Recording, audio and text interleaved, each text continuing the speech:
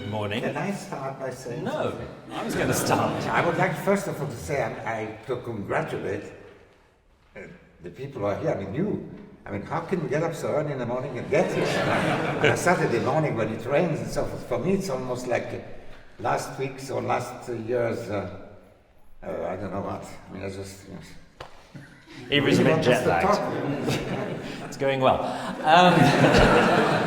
Anyway, as I was about to say, it is a huge pleasure to welcome Ivry, whom I met about, 15, 20 years ago in Israel.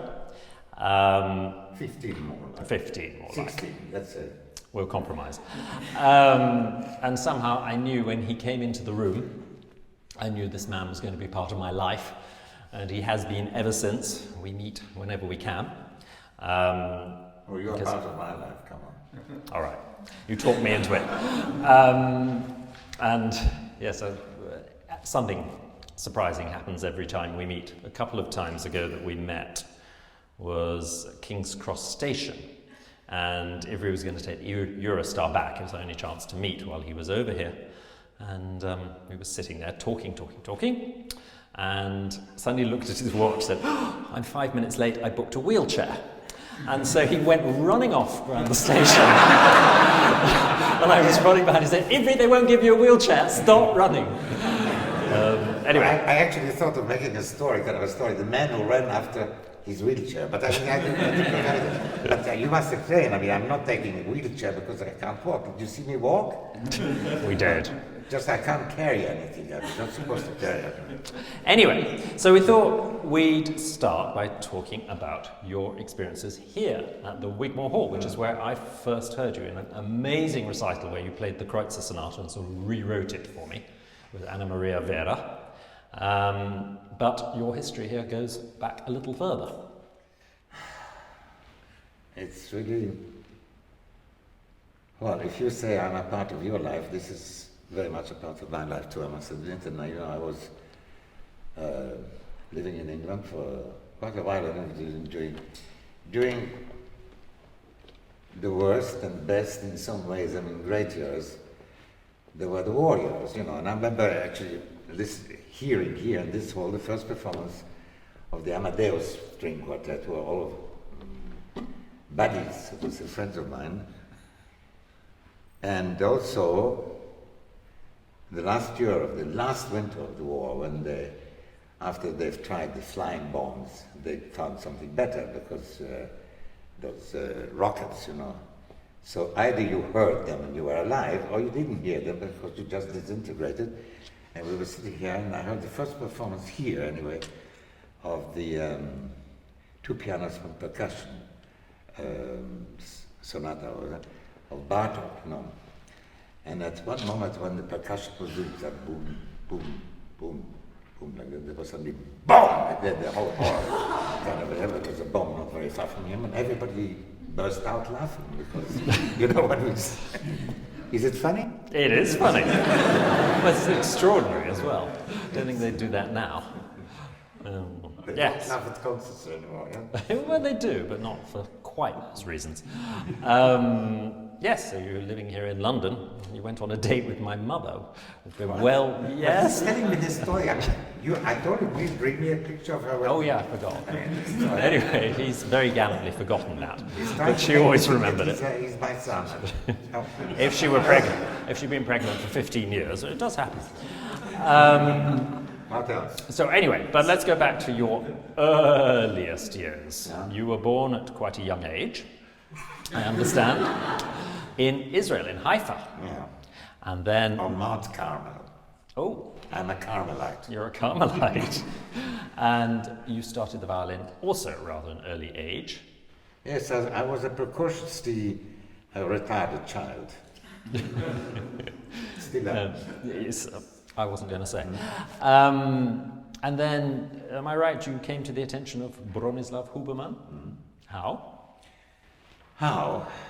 Do you really want me to tell you the story? That's sort of why I asked, yes. Well, anybody would have liked to play for him, meet him. I mean, I don't know whether everybody here knows, I suppose you do know who was Bronislaw Huberman. I mean, like at that time, at that period, most great violinists, pianists and so forth were besides being good players, they also had something else here and there.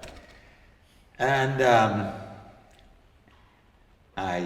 everybody wants to interplay for years. Well, I was a student at the what is now the Jerusalem Music Academy. At that time, just there was a little conservatory, and the director of it was Emil Hauser. He was one of the first, if not the first, violinist of the Budapest String Quartet of that period. I mean, of before the period. In fact, before it was founded, before is the day. He said, "What day? When we can meet Huberman. Where? By the Dead Sea." You know. Now I don't know if anybody knows where it is, the Dead Sea now, but you know it's the lowest natural place in the world. It's 400 meters below sea level. Anyway, I don't know how they got there at that time, by taxi, by foot, by mouth, I don't know, by camel. And they got there, and I arrived at the Dead Sea. They see three people, two standing and one sitting with his feet in the water. That was Bronislaw Huberman. Wow. And they talked to me about a little boy, me, you know, and then the next day we came to the King David Hotel and I played for him, you know. And he said that he thought I was not so bad as that. That's how it started. Anyway. And what did he suggest that you do? What he suggested I should have a good breakfast every day. He was a Jewish father. No, well, I don't know, he started, they wrote in the paper things, and one thing that really, I think, you know, marked me for life also, the articles and things suggested that I should be helped to be able to go to Europe to study. You see, it was not the time where we had Messines, you know, American millionaires, I don't know what, or people like that, or British millionaires for that matter, who would, you know, be so proud and happy to Doesn't happen in Britain. People, you know. My father was a miller, because when he came to Israel, Palestine at that time, he was about 18 or 19, he didn't have a métier, whatever, a profession of any kind. They were starting to build the big mills of Palestine. So he became a mason, and when it was finished, they asked him if he wants to stay as a miller. So he stayed as a miller, you know. Ich bin das schöne Müllerins Tochter. His son, gosh. So Huberman suggested you come to Europe. And so what marked me is that it was not, I don't know, some very generous people who can pay. It was artists. In other words, musicians, actors, writers, painters, who arranged different evenings to raise some money for us to go to Europe. And we went by a boat called the Sphinx to Europe. How long did it take? Huh? How long would it have taken? Well, at that time, I think you could go to America from Europe in about 5 or 6 days. But from Palestine, Israel at that time, now we didn't go to the Suez Canal, and the Muslim brothers didn't still attack us yet. We went to, we stopped at Alexandria, I don't know, about 4 or 5 days. And there are a lot of stories, you know. I always feel, you know, when you start telling a story, it's like when you start breathing. You start to breathe, you don't know what you are breathing, because you never know whether you get tuberculosis, I don't know what, you know, it's a day. Don't worry, you're safe telling stories. You won't get TV. And your name was not Ivry Gitlis at this point? No. You've got to tell us how you became Ivry Gitlis. Well, we got out of, we went to France, because at that time I don't think it was possible for me to go to Germany, because Adolf wouldn't have liked me, although my first teacher was a pupil of Adolf, but Adolf Busch, you know. Little different. She was a wonderful woman. So and to Russia it was also not, so we went to France, which was not the worst place to be, the Franco-Belgian School of Violin playing. And what was the story? About your name. My name. Well, my name was Yitzhak Meir Gitlis. Yitzhak in English is Isaac, you know. And we got to England with the last boat left Bayonne, because Jacques Thibault, with whom I was working at the time, asked us to come and join him in southwest of France in Saint-Jean-de-Luz. And that was 2 days before the Germans got into Paris. And one morning I saw an announcement saying those who want to go with a British passport who go to England have to be in Bayonne the next hour or so. And we had a British passport because Palestine was British mandated.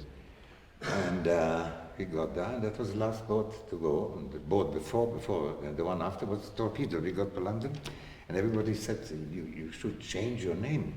Meir, Maya, Isaac. I mean, if you expected the Germans to come any day, you know. So I said I would never bow my head to this kind of thing. And then one day I was kind of sitting in the smallest room of the house, meditating about the state of life in general and my own particular state. And it kind of played in my mind, if I change, it has to be... Can you hear me? I talk very low, huh? A little bit louder. A little bit louder. A little bit louder. Or maybe I can put this... I was thinking if I do change, it has to be the same initials and it should be a Hebrew name. And suddenly I thought of Ivry, which in Hebrew means a Hebrew. In other words, like saying an Englishman or a Frenchman or something. And I came out and I said, well, how about that if I do change, it will be Hebrew. And if the Gestapo, God forbid, should come here and catch me, I say, and ask me, what's your name? I say, excuse me, but Ivry, in other words, go and look somewhere else. Et voilà. So everybody started to call me Ivry. That's voilà. great.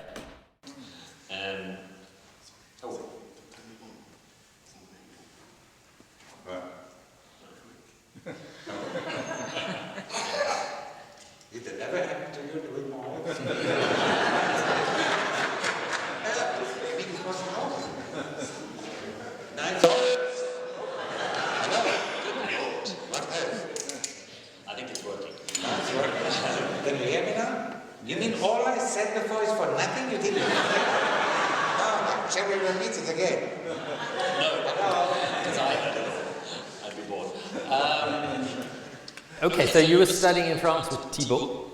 No, I got into the conservatory. At what age? I was just 12, just before 12 actually, in fact 11:30 or something like that. Ho, ho. That was a joke. It was very funny because when they announced the result, you know, you go through a concours, kind of competition, and they announced the result. I didn't hear my name, and then everybody jumped on me to congratulate me. I didn't know why, because they said, Gitlis.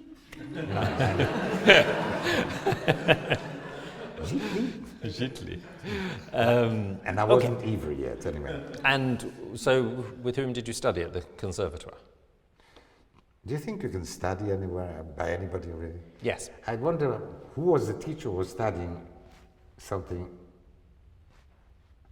out of me in a way, you know, because there is a kind of a Hebrew saying, so I learned a lot from my teachers, but I learned even more, maybe, of my pupils. Well, I studied with Jules Boucherie, who was the teacher of the conservatory. I think even Ginette Neveu, it was one of his people. Anyway, he was the one. And actually in the hierarchy of that period between the First World War and the Second World War, Isaïe was the Colosse, which he was.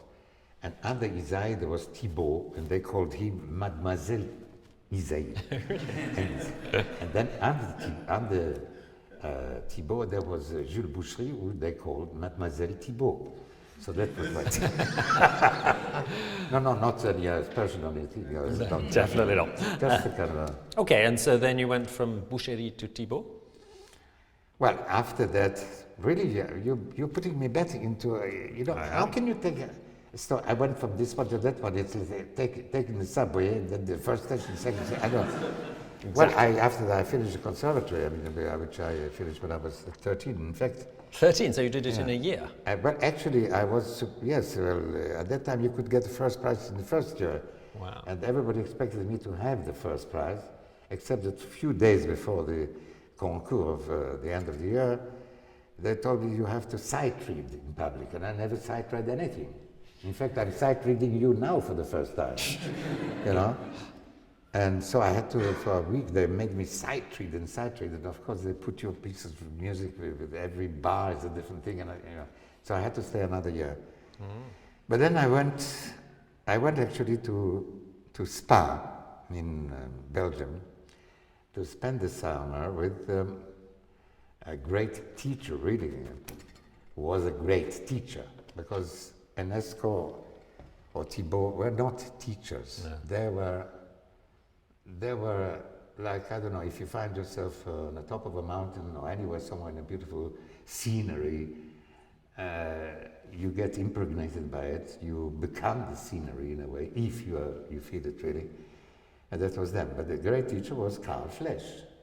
And I must admit that summer with him was an absolute revelation to me, because it's the first time I really was with somebody who opened the whole world in a way. I mean, playing the violin was like opening endless doors and really understanding and so forth. And he liked me apparently very much too. But then the people who were helping us then, because we didn't have any money, in fact, you know, when we came to Paris the first time, we had a friend, Moishe Bick was his name. He was a composer and pianist and so forth. And he looked a bit like Beethoven. He was a little deaf like Beethoven.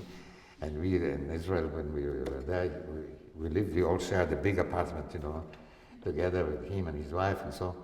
And we had 30 francs in the pocket. So my mother thought, that in the first few days he would kind of help us. And he said to us, well, I was waiting for you because I thought you'd bring some money to me. Anyway, what to tell you why? You see, you start with a story and you don't finish with it.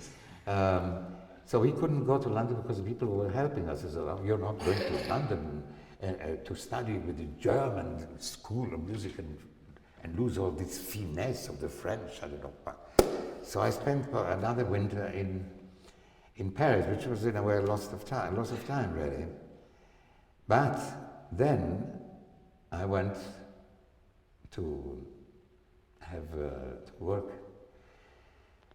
I don't know if you could have work, there is no other word I can say, but let's say to spend, live, breathe, feel, see, travel somewhere in a completely different world with somebody called Georges UNESCO, you know, and that was something which very difficult to describe, because he was a great violinist, a great composer, conductor, and a wonderful pianist. So he would sit at the piano playing everything with you without, I mean, I'm talking to them, but you're sitting here, I would like to talk to you. No, talk to them. They've paid, I haven't. They're paying for it. Yeah, I haven't. I didn't get a ticket, I don't know.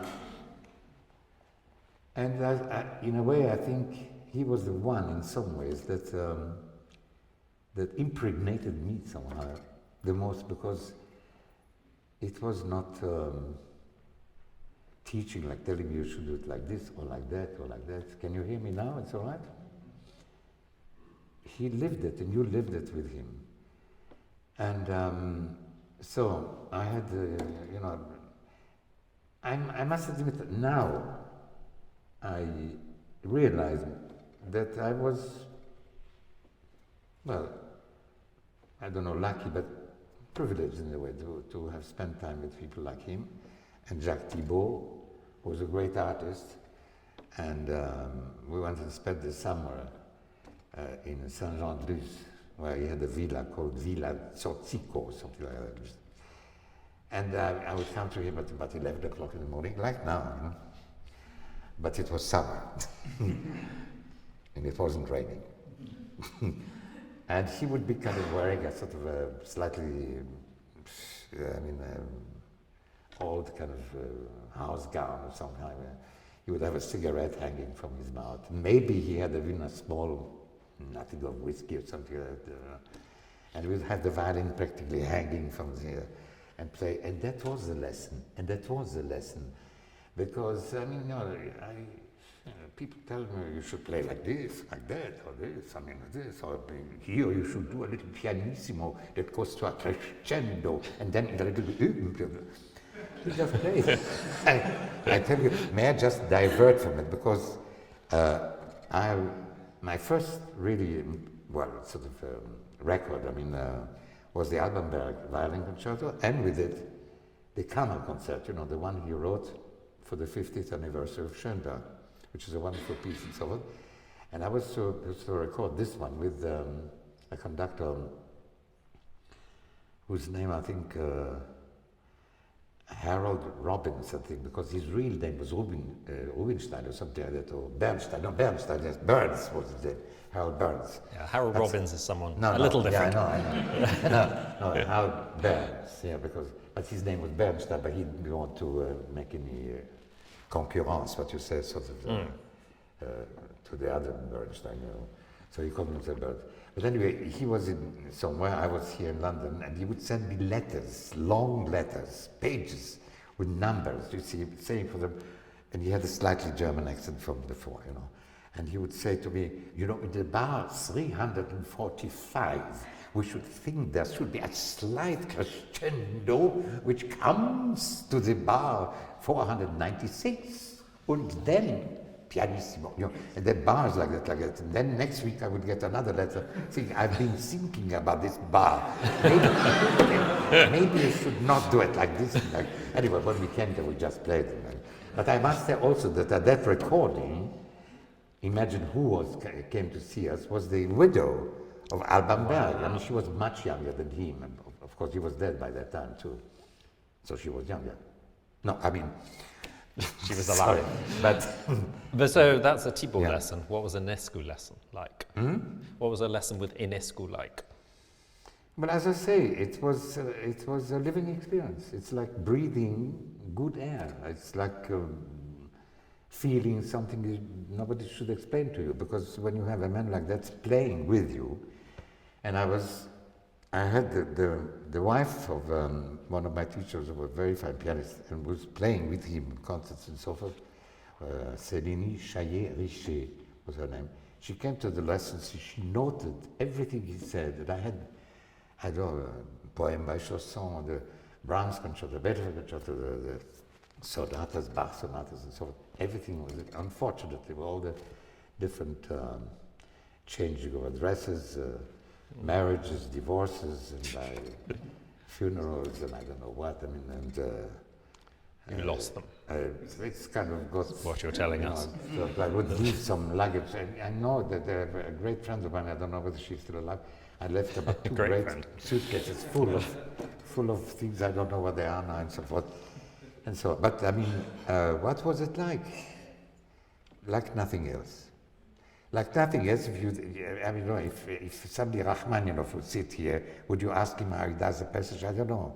But if you would sit there and you play with him, you live it. And that stays. Like somebody sort of encrusting with a chisel and sculpting it practically into your soul. Well, there we are. What can I say more? I mean, it's a good thing to say. Have you ever heard, you know of recordings of him? I love UNESCO. But I remember also hearing him of one of the last times when he was absolutely curved like this time. But you see, I think, well, you know, everybody knows, I mean, that Yehudi Menuhin was studied with him. And when you listen to Yehudi's records of that period, even afterwards, and you listen to some recordings of UNESCO, it is the same sort of sound. You know, it is, and people say, are you influenced by this or that and that? But the influences you get, the best ones, if there are influences, there are those that you don't even realize that you've been influenced with. If you get influenced by the idea that you have to be influenced by influenza, for example, it's not good. Anyway. All right. Stop me when you don't want to. Yes, I will. And then you came to London. You with Flesch here, studying with Flesch here? Well, I came to London. I was with Flesch, but then Flesch, when he heard that I've been working with UNESCO, he didn't like it very much. Yeah, it was very funny because he really, this first encounter during that summer when I was 13 and a half, so It was really like a love affair. I mean, really. When I came here, well, it was after love. But we didn't divorce completely, but it was, Anyway, but he was, well, I mean, at that time we had a few others which were not so bad either. I mean, was Ginette Neveu was there, Joseph Hassid, who was my buddy. I mean, we were kids together. I mean, and a few others like that. It was Ida Handel? Huh? Ida Handel? Well, Ida Handel, I think I must say, was a little before. Don't ever say that. I love her. I mean, but I don't think she was. Well, she was there kind of around. Her father was very much around. Yes. No, she was wonderful. I mean, she's wonderful. Good. I mean, she's incredible. We cut that out of the tape. Go ahead. We cut that out of the tape of this interview. Already? No, it's all right. All right, and then you started No, playing. she is wonderful. I mean, I she's know, a monument in a she's- way. She's a little lady, but so full of, but we've seen each other so much since and so forth. No, but she started when she was really very she young did. with Flesh, yeah. All right, and then you started to play concerts. And maybe we should hear a bit of one of your concerts. But what Nice do you to mean have I some music started now? the back on? Well, first of all, you must realize this afterwards, I mean, it was a wartime here. Oh, yeah. We were, can I tell you a little anecdote? We lived Please. at one time we lived mostly in Hampstead, I mean, at Belsize Park Gardens, number 10C. Yeah. But at one moment we lived in Downside Crescent, number 2. That's just off Haverstock Hill. And there was one particular night, I mean, it was a really pretty, I mean, we got beautiful gifts coming from the skies and bombs all over the place, and and a bomb fell maybe, I don't know, 150 yards from the house, and the whole house was shaking like that. And I was all alone in the house with my landlady. Was a very lovely, sweet old ladies, like a little bit like old Lace, and what was the film? Oh yeah, the Arsenic and Old Something, Lace. yeah, one title, yeah, little lady like She a murdered lady film deaf, men. and when it's kind of quietened down a little, like you'd hear a voice from downstairs and say, "Mr. Gitlis, did I hear something?"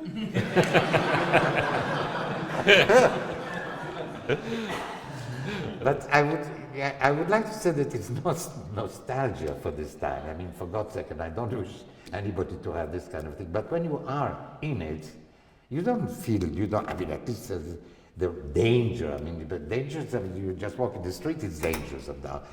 But it was an extraordinary time in some ways, because the intensity, I remember walking down Belsize Avenue one day, and there was the Rockets. You never heard them. Either you heard, as I said, or you didn't exist anymore, because, And I was walking and thinking to myself that in the middle of a word, not in the middle of a phrase, suddenly I could just disintegrate into nothing.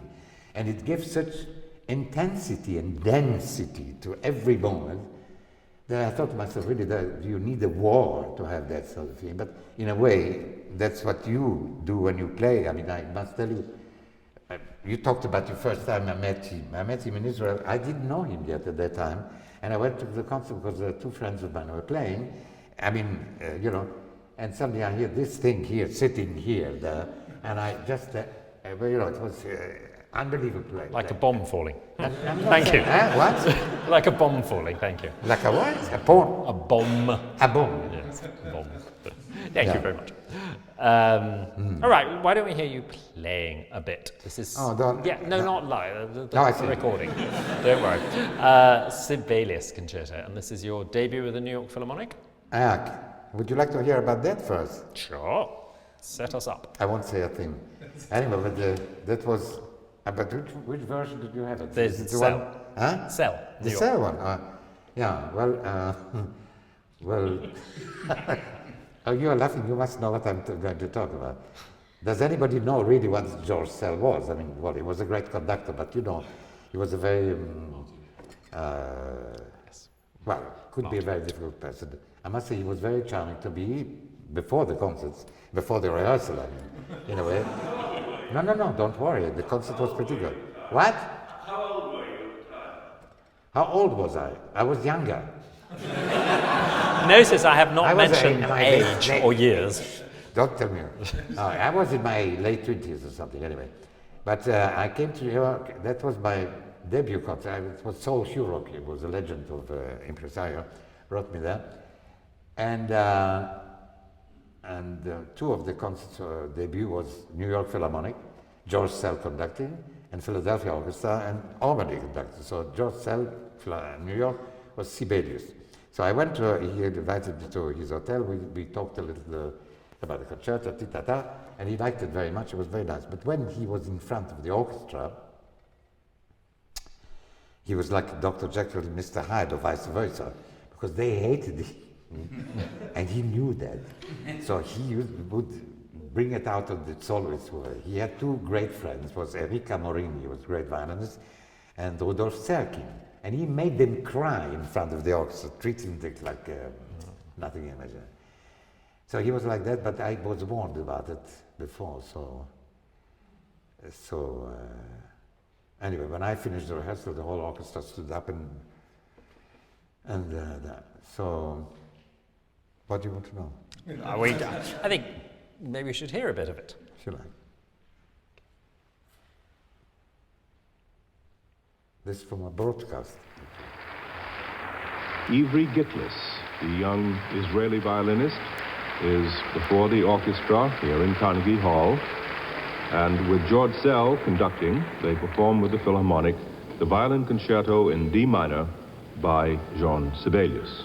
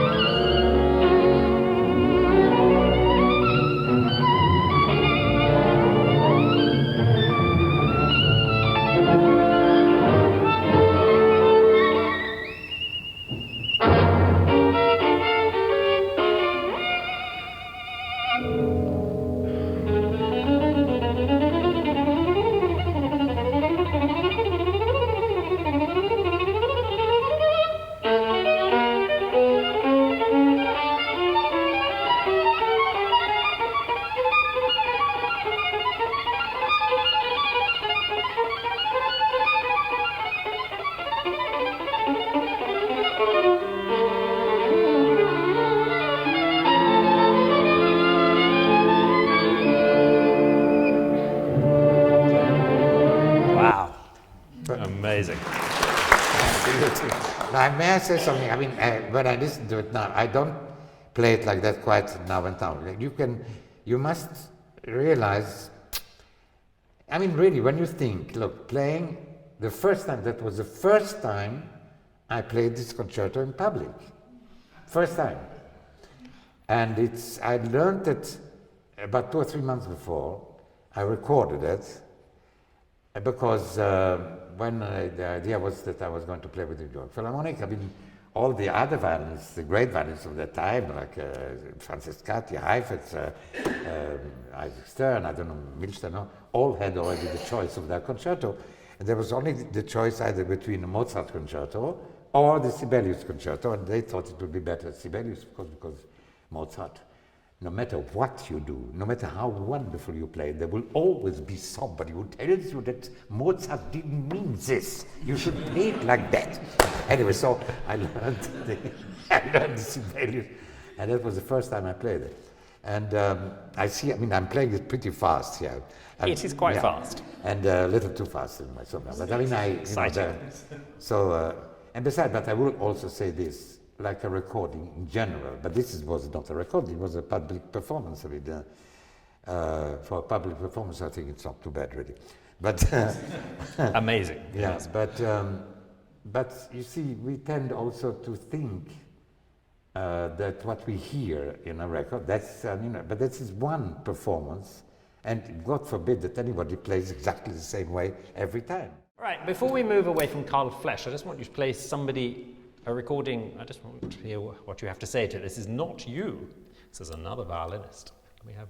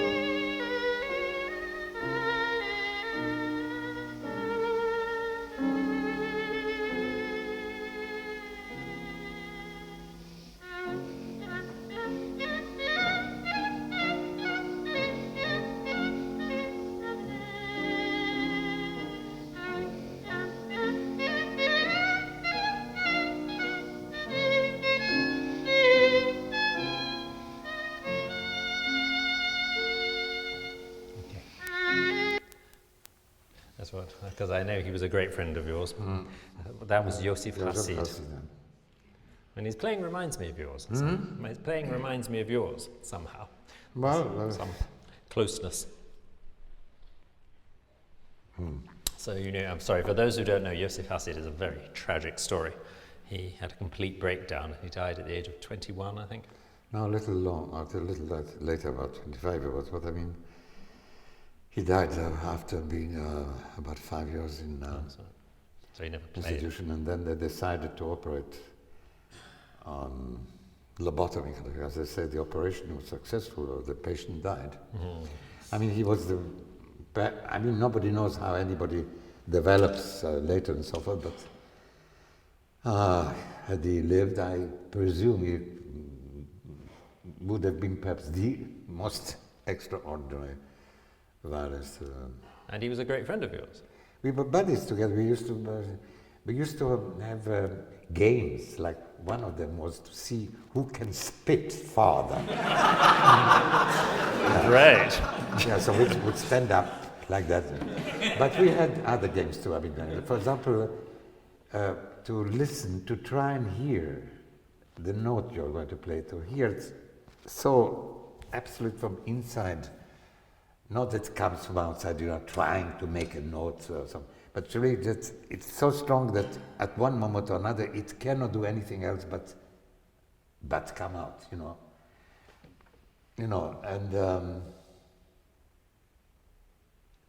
well, I'm sorry, but it makes me very emotional. I know, I do think about him, perhaps, I don't know if times have changed or not. I think they have, unfortunately, or fortunate, I don't. But there was a period at that time, somehow, where things could happen. In fact, they were happening.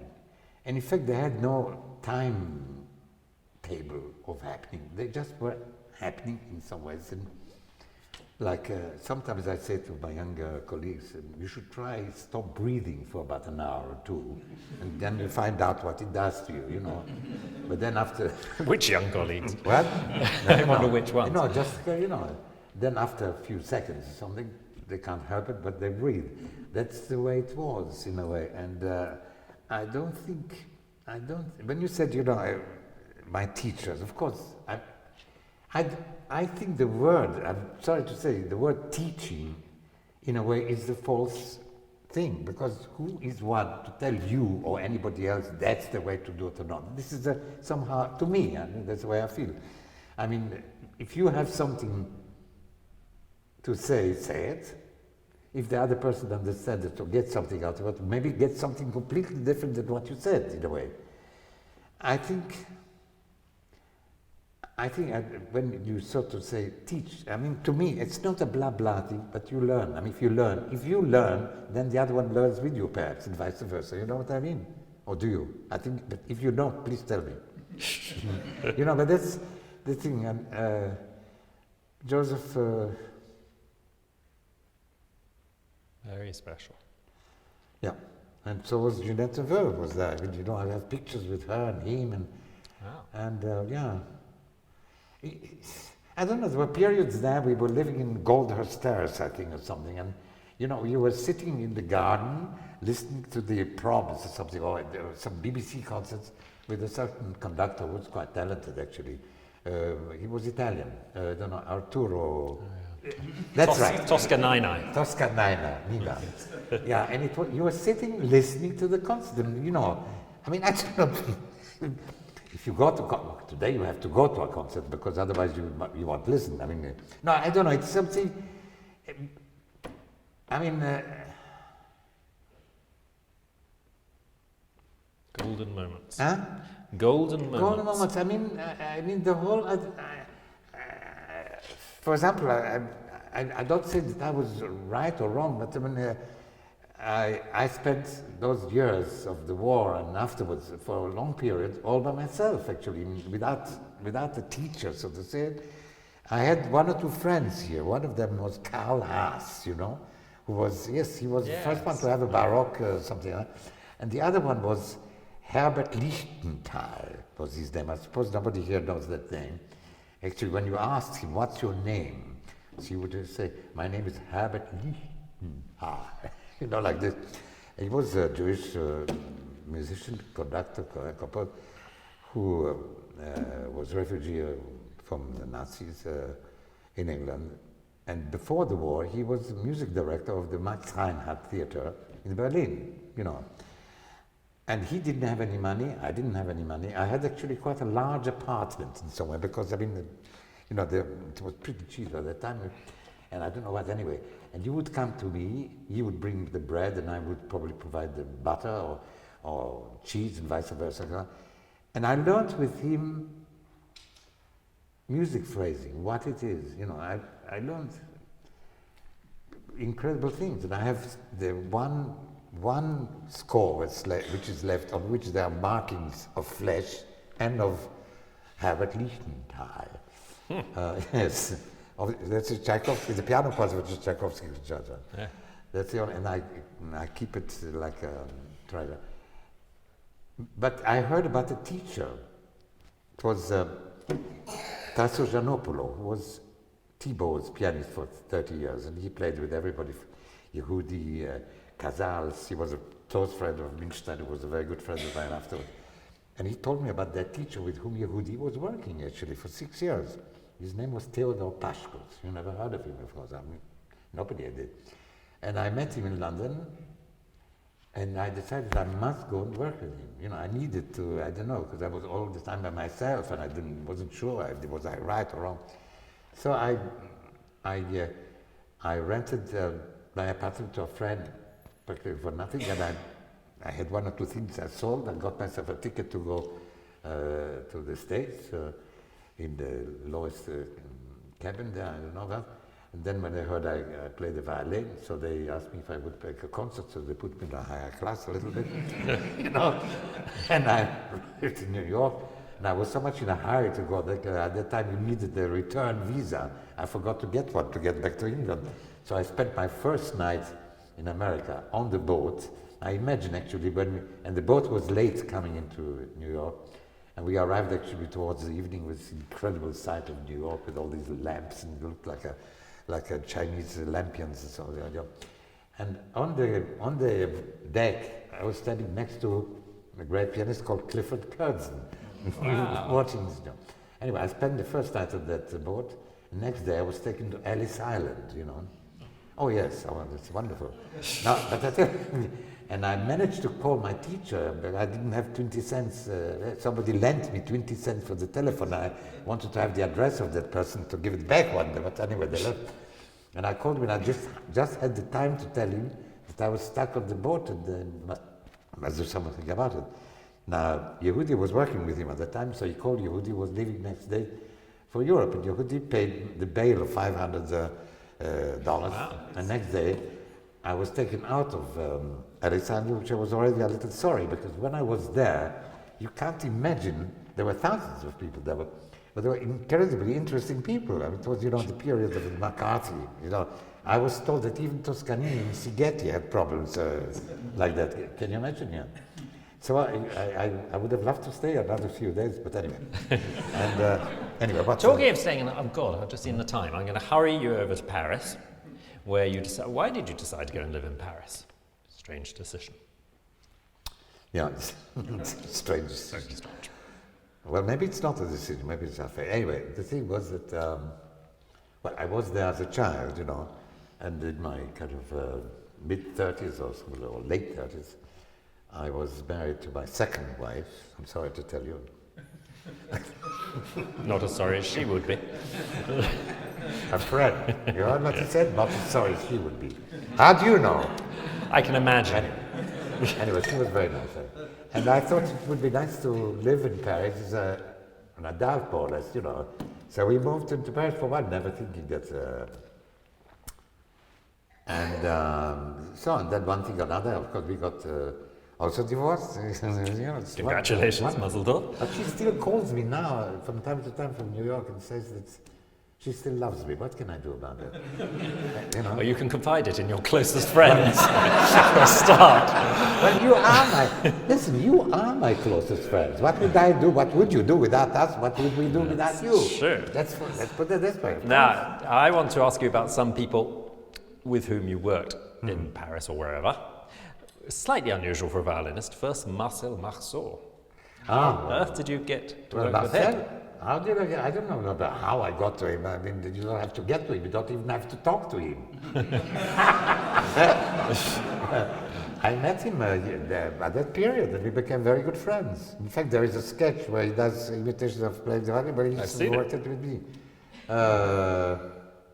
Well, what can I say? I mean, you see, look, when you are dealing with people of extraordinary impact or sign or image or drawing or something, you don't have to ask what they are, so because they are, and they are very simple people.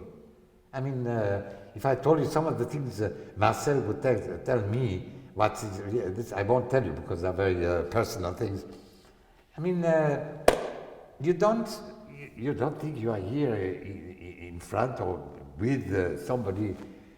It's a moment of life, and Marcel was a very, very good friend. He came. I created the first kind of festival. I don't like the word festival. We call it so. Okay? In Vence, in the south of France, and he came there, and everybody, many people, Can you imagine that Leopold Stokowski? He was about 95 at that time. He could hardly walk. And he asked me if he could come and conduct. Well, I didn't say no. And for that night, we didn't have a real symphony orchestra, so we managed to get some kind of a chamber orchestra. And he conducted for 25 minutes with an interval, because, and we were all crying. It was so beautiful, So did Marceau, so did Martha, so did everybody. Léo Ferré. One of the first or second year of this festival, I had a very big problem.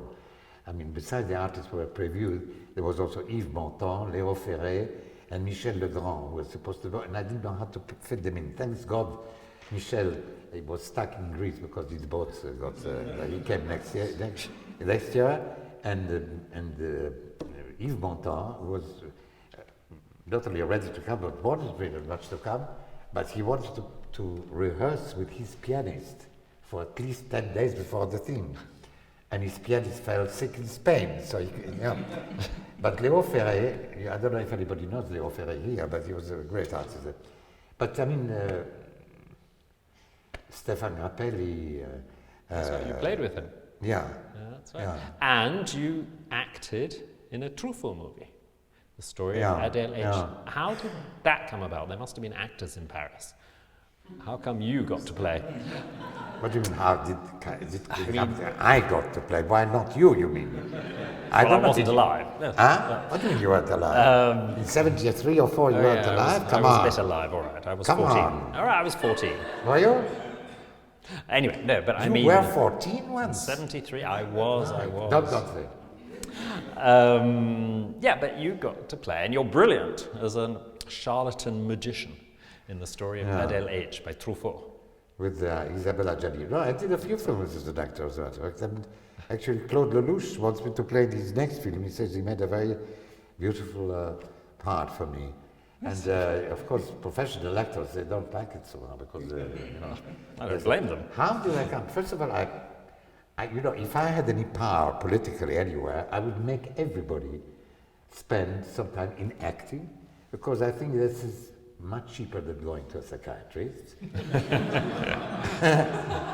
And on top of it, you might get paid for it, which is not so bad either. That's one thing. But I got to, and I like playing, and I think it's living a temporary moment in this life, which is also temporary, but it's a concentrated way of being, and it's like cleaning your mind, or it's wonderful. I like it. I did a few films like that. Yes, the first one was with Volker Schlöndorff. You know? I don't. And I don't know. And I was one of the two main roles in that film, and his wife then, Margareta von Trotta. It's Margareta von Trotta and Volker Schlöndorff. What's that called? Huh? What's that film called? Übernachtung in Tirol, the overnight in Tirol. Huh? Did you ever see that? No, it was on the German television. But Truffaut was wonderful. I mean, I went to spend a few days in Jersey, because it was the story of Adèle H., the story of Victor Hugo's daughter. And that was... it's a good film. Depressing. And he was wonderful in the sense that he didn't tell you what to do or not to do. In fact, he sent me the script of what I had to do, and asked me to see what I feel about this. And I told you what I felt, how I saw the picture of this. And he said, that's okay, and that was that. It's great. Any other? There's another name who's quite well known in this country, I think, probably not known elsewhere, whose favourite violinist you were. He's called John Lennon. And I believe I've seen you playing with him, and you knew him quite well, and you got to play on the rock and roll circus of the Rolling Stones with John Lennon and his tuneful wife. And his wife. His very tuneful wife. No, we don't mention her. Yeah. She does rather caterwaul on that video. Anyway, no, but I didn't know him so well, but I did know, I met in Paris at a party, Brian Jones, you know. Oh yes, Rolling Stones. From the Rolling Stones. He was an absolutely adorable person and so on. And he wanted to come and study the violin with me. Can you imagine? Yeah, we never did. But then one day he calls me up and said, would I accept to participate in a film that they were doing, which was going to be called the Rolling Stones Rock and Roll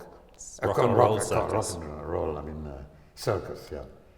So I said yes, but on one condition, that we do something together. I mean, I did that.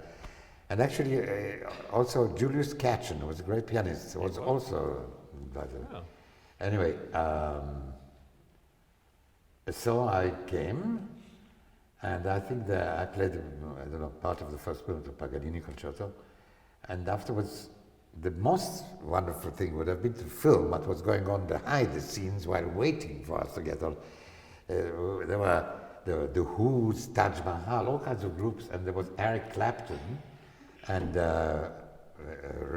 Richard or something. But anyway, and we were improvising like that together and so on.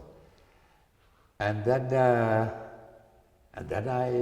there was my moment, and I came and I improvised with them. And in the middle of the improvisation came this Yoko Ono and started to. And actually, if you see that film, I looked at her and I said, "What the?" You know. You certainly do. Yeah.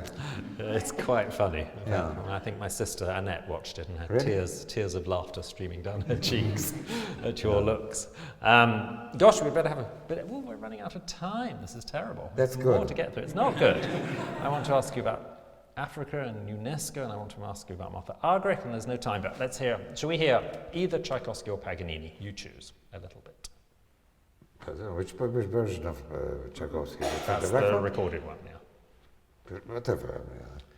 Paganini. Paganini. Okay. What is it? The Campanella. Oh, the Campanella. Yeah.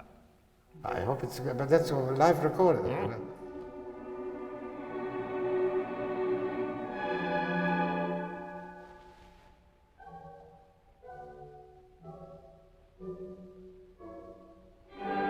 That's what Sovachevsky was conducting. I know him. But there's a long introduction. Okay, shall we fast forward? No. Oh. We can talk in the meantime. Okay, you tell us about. He's very nice, Gorbachev. was very nice, He's yeah. a lovely man. I think it was in Stuttgart or something, yes. To my shame, I do not know this piece. It's a nice piece, actually. It's, I love Paganini. He's a wonderful composer.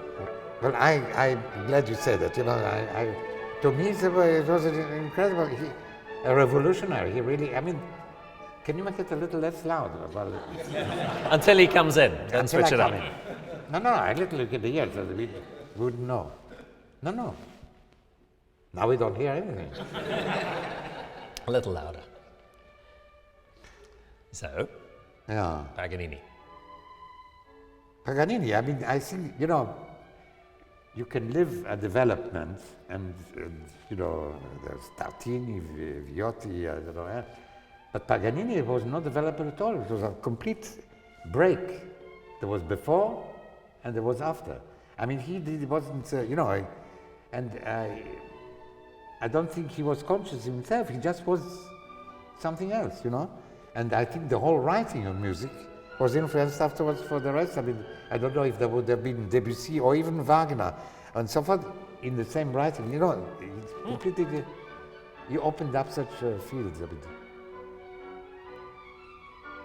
an extraordinary figure, yeah. But we don't have any records of that.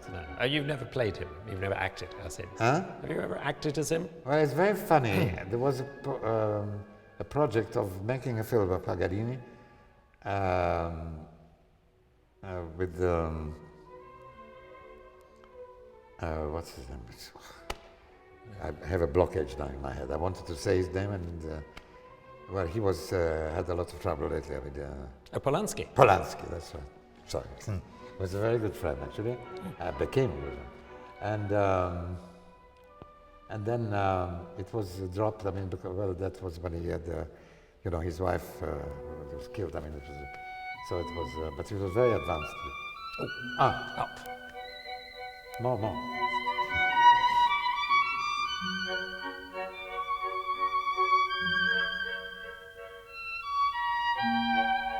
But that's a public performance, so that's about it.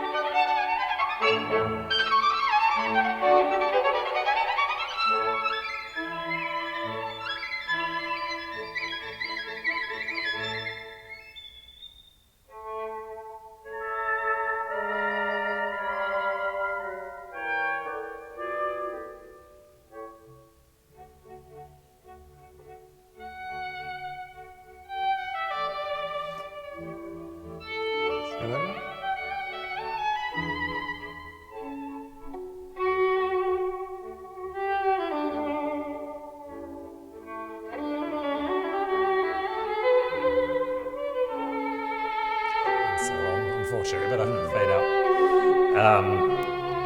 It's a beautiful piece. I mean, look, it was good enough for Brahms, for Rachmaninoff, Schumann. and other Schumann. I think it's good enough for us too. I mean, to say that he was a minor musician, I mean, it's just stupid. I mean, I know. Anyway, I wanted to ask you all about all the time you spent in Africa and about your work with UNESCO and maybe about your many concerts with Martha Argerich. But if I do that, we're going to run out of time. And I thought it was only fair that people in the audience could get to ask you a few questions themselves. So, but a very few, because we still got a little surprise at the end. So I think somebody around with microphones, if anybody has, if we have like 3 questions for Ivry. I'd like to ask you what's your own favourite recording you've made, apart from the bag. I mean, your records are quite hard to obtain in this country at the moment. He just asked what your own favourite recording of yourself is. Well, I don't know, if one has a number of children, you can't say which one of your children you like better, because you might make a problem and help a psychiatrist to earn some money. I don't have any particular favourite thing. I mean,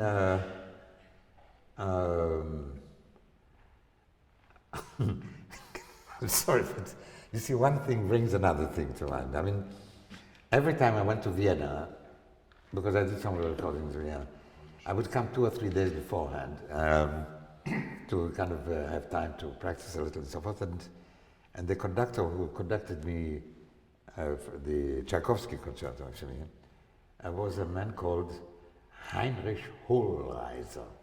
Yeah. And he was quite well-known conductor afterwards. I mean, anyway, but I wanted to meet him before so that we couldn't get hold of him. And at 5 to 9 in the morning at a concert house in Wien, he arrives and sits kind of in front of me, like on the chair, and asks me in German, he says, "Was für ein Landsmann sind Sie eigentlich?" Which means, what kind of a countryman, where from are you actually? So I say, Israel. So he says, ah. So I ask him, was für ein Landsmann sind Sie eigentlich? So he says, Deutschland, and I say, ah. and that's how we start to record the Tchaikovsky concerto.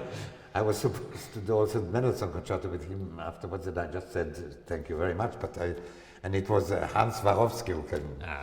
Now, I want to tell you another story, but it's too funny, because Hans was a fine conductor and a great teacher. I mean, he had pupils like Abado and Zubin Mehta, and a very witty fellow and so forth. And I came also again to Vienna without booking a hotel and so forth. And I asked the taxi driver, does he know of decent little hotel? So he brought me to a hotel, it seemed clean, and I came and started to practice. It was late at night with the mute, but anyway, nobody said anything. So the next morning I went to rehearsal, and Hans asked me, what hotel are you staying in? So I told him the name of the hotel, and he said, aber das ist doch eine Stundenhotel.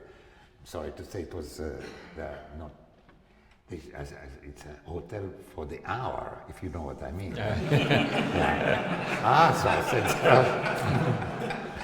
So I said, well, I understand why nobody actually bothered, because nobody stayed there for long, and all night I heard the elevator going up and down. And so anyway.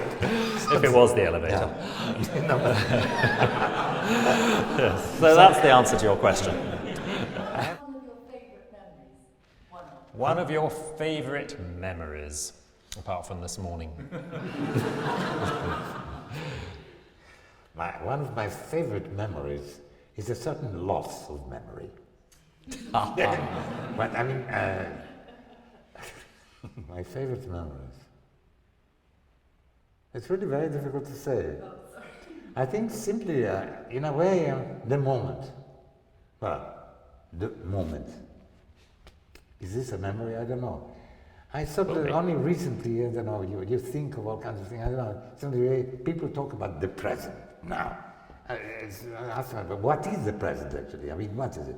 A second that just ended, the next second is already starting, the next second is, in 1 second will be the past, and it's only perhaps a little space of a millimeter of a second, which is the present, so I don't know, maybe that's the moment, I don't know, I cannot tell you really. Maybe the birth of my first child, when I saw actually the child come out of, I was there, that was something extraordinary, I must say. Well, that's a very nice way, almost to finish, except that Ivry happens to have brought his violin. Oh, but please don't ask me really, I don't... Really, don't you want to? I haven't touched my finger. He hasn't touched his... And you heard some nice recordings. If I come out and scratch at the violin now... And it will not be as perfect as the recordings. Do you really not want to? I don't know if I can play at all, because it's very funny, that might be a bad memory.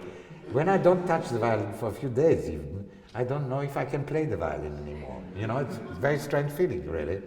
But there is a wonderful pianist here. Well, no, there's not we couldn't find a proper pianist, unfortunately, but a friend of mine who's a keen amateur called Stephen Huff said he would play with him. And the thing is, I said to PH, as I call Stephen Huff, I said, do you want to rehearse? He said, oh, it'll be so different, why bother? And I said to Ivry, do you want to rehearse? You're going to play with him. Oh, no point. So they've never actually played together before. But there was no time to rehearse. I arrived last night. That's true, but nevertheless, you were not, neither of you were keen. Do you really not feel like playing? A little bit. Well, yes, yes, you can I do. Sit here? But we never played. We never played together. But that doesn't matter. And you Spontaneity. Look. If it goes, it goes. If it doesn't go, I don't know. But I'll go and fetch your violin.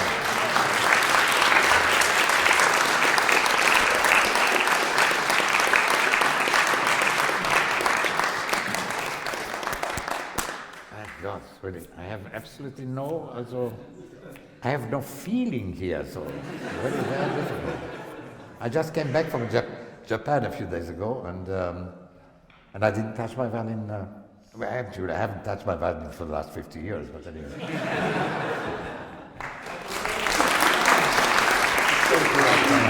You're really wonderful. Huh? Well, maybe the Sicilian or something like that. No, I'm going to move out of the way. So sit down here. Where? You'll play at me and I'll be embarrassed. No. You'll look at me as you play and you will embarrass me. But I really mean it. All right. Stephen, He is Stephen. No, he's Step Hen, I'm Stephen. We never... I don't know, I can't play.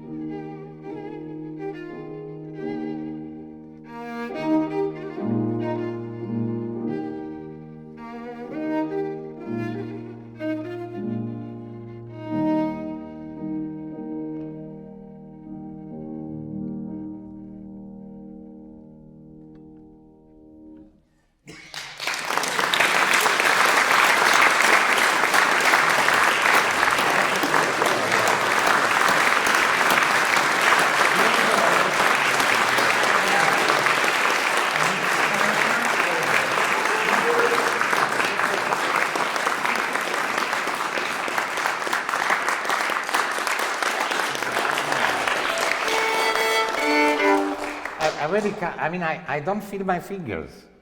Do you feel my fingers? I don't. We feel your heart. We play a piece, I think we don't have to announce the name.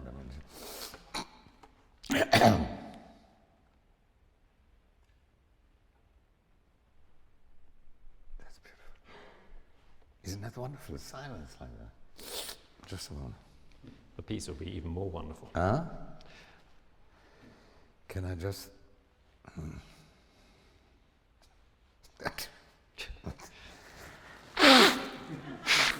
Bless you, that's very glamorous. That's very good. That's why we're here. What are we playing? Oh, yes.